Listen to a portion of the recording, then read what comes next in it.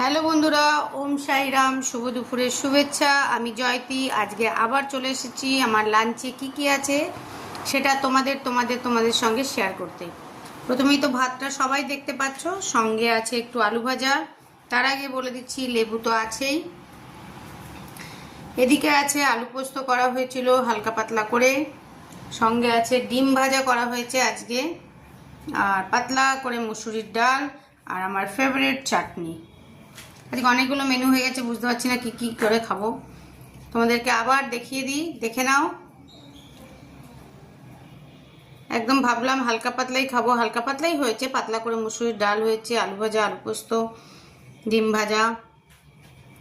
পাতলা করে ডালই ভালো লাগে। তো যাই হোক, তোমরা কে কি খেয়েছো কমেন্ট সেকশনে অবশ্যই জানাতে কিন্তু ভুলবে না। যাদের এখনো লাঞ্চ হয়নি তারা ঝটপট লাঞ্চটা করে নাও, আর আমিও তাহলে এবারে করে নিই। আবার তোমাদের সঙ্গে দেখা হচ্ছে খুব শীঘ্রই বিকেলে, সন্ধেবেলায়। শুভ বিকেলের, শুভ সন্ধ্যার পোস্ট নিয়ে আসছি, তারপরে ভিডিও, লং ভিডিও, সব কিছু তো থেকেই যাবে। খুব ভালো থেকো, খুব সুস্থ থেকো, টাটা।